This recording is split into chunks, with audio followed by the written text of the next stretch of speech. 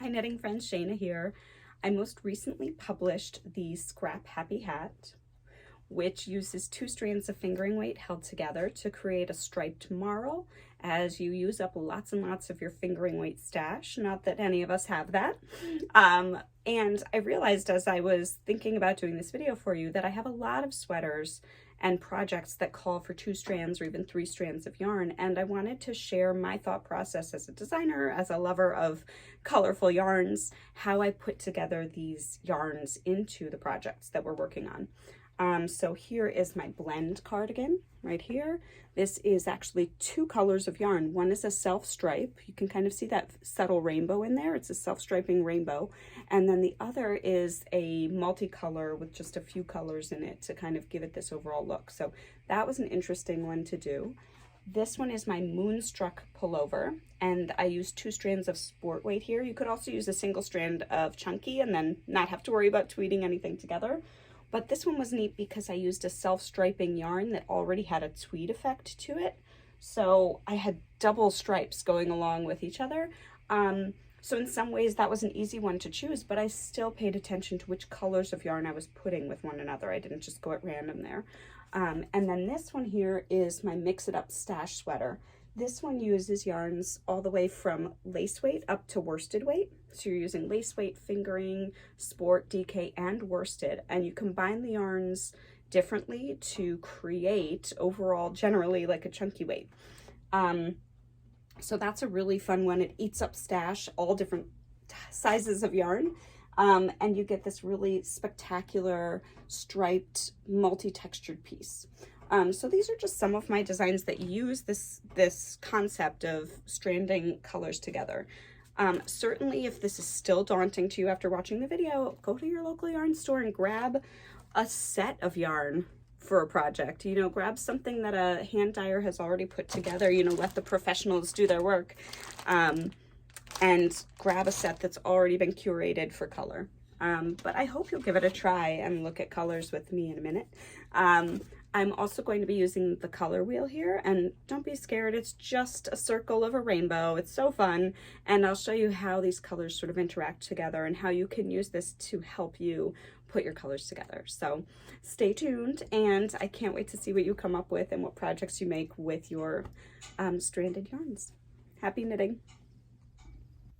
Before I show you how I put random colors together from my stash, I wanted to show you a combination I had put together and put aside for a sweater. As I was looking for yarns for my Scrap Happy Hat, I saw all of these colors and they started taking shape into this really beautiful multi-mix. You can see I've got a lot of pinks and blues here. They're my favorite colors. Most of my sweaters are either pink or blue. So I tend to have a lot of that colorway in my stash. So here I've pulled it all together, and you can see I've got little pops of like a peach in there. This one has a bit of rainbow and green. That'll pull in some black. But then the others really stay within the color family. So these are what my son would call blasts of color blasts. All these like little pops that come through. And you can see I've got dark and light. This is going to be a really wildly striped sweater when it grows up. So that was the first thing I wanted to show you. All right, I'm ready to show you now how I put together lots of different colors in my stash to create the hats, sweaters, etc. Here I've got a mess of yarn, right? Maybe you don't have as much, maybe you have way more than me, whatever the case is, you probably have a lot of yarn, okay? So one of the first things that I like to do whenever I've got my big pile of yarn right in front of me is sort of separate the yarns into themes. So maybe I'll go with a neutral bundle over here. So my grays, my blacks, my whites, my beigey type colors. And again, your stash or whatever you have in your yarn pile is going to be different than what I have in mine, right? I tend towards bright colors. I tend towards pinks and blues. Next, I'm going to put together all my rainbow colors, all my like really wild multicolors. Maybe I'm seeing a lot of blues here. Maybe I'll put a pile together of blues. So the first step here is sort of just to assess, organize your yarn and see what you've got in all these different categories of color. That goes with my blues.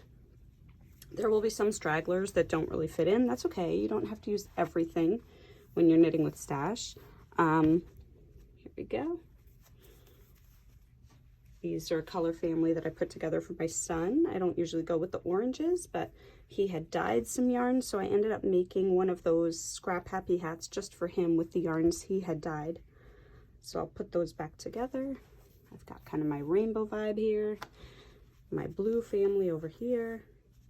And it's neat too, looking back at all this stash and seeing like kind of reliving the past here with it. Like, oh, I dyed that myself, or all these little things, or where I bought this, it was on vacation, or what I had actually planned with this yarn that's never gonna happen, etc. All right, so I've got these general color families, and right in here, like this would be an amazing neutral hat right there. This would be an amazing rainbow hat. This would be an amazing blues. This would be an amazing like earth tone here. So they're already, just by separating it into categories and kind of putting like with like, you've got a good sense of what you could make a couple projects with.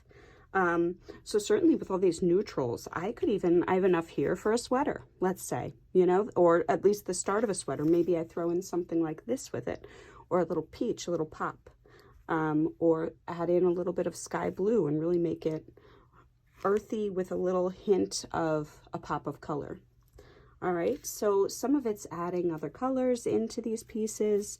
This one right here, amazing, phenomenal. Let's say this is too much for you. Hold a strand of white with any color that you're using here. So you can work these along and hold a strand of white with them.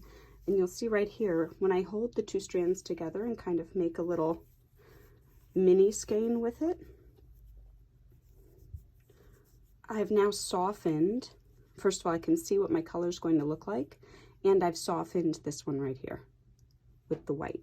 You can get the same effect with a mohair, a strand of lace weight mohair, etc.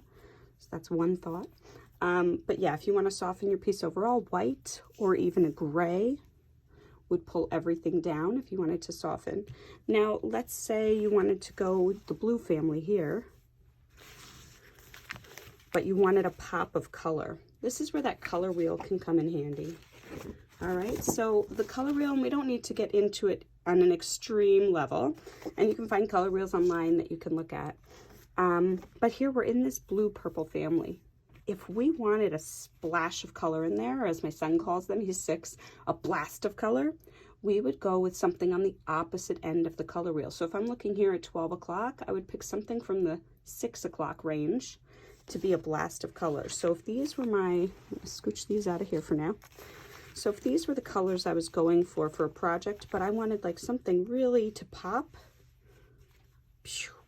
there it is, that opposite color from the color wheel. If I just needed more yarn, but I didn't want something overpowering this combination, maybe I'll move this one out of the way because that is sort of a color pop with the reds in there. All right, so I have this combination going. It's sort of these colors on the color wheel right here.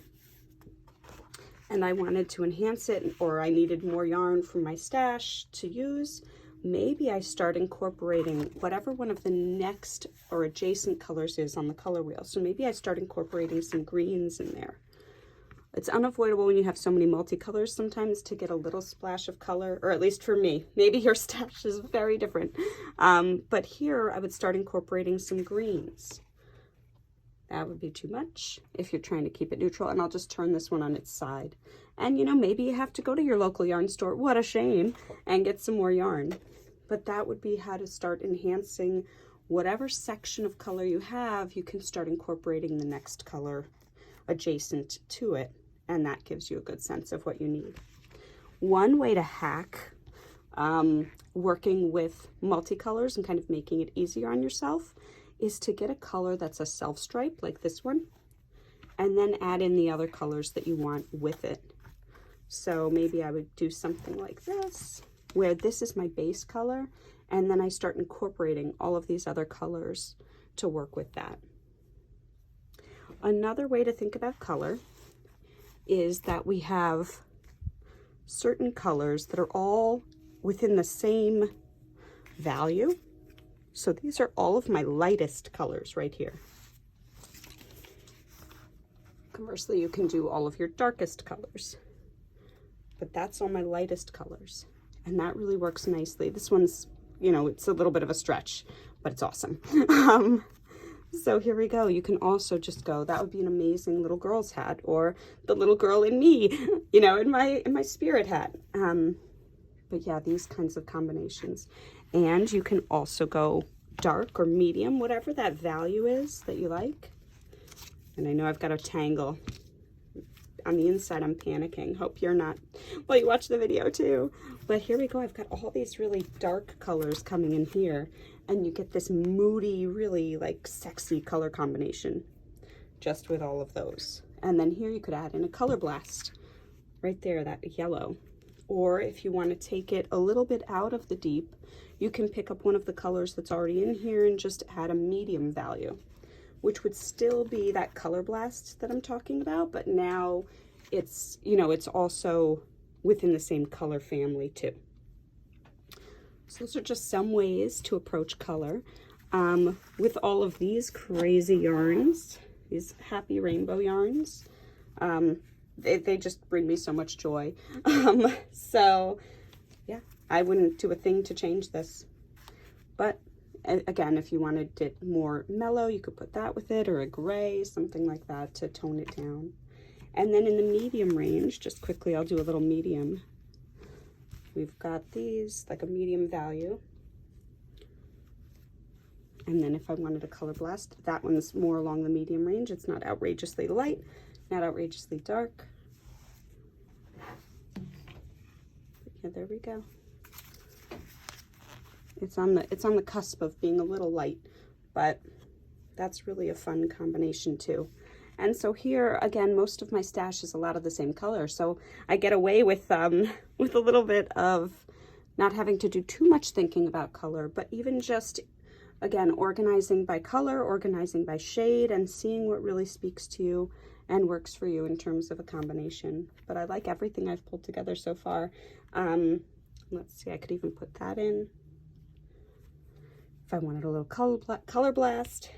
Yeah, I don't know if I would do this. That's a little bit out of it for me. Let's see. Yeah, I like the way pinks and golds work together. And again, here they are sort of on the color wheel with one another.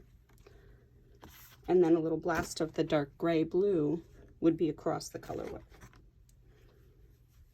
Well, happy knitting. I hope you have fun choosing your colors. I can't wait to see what you come up with.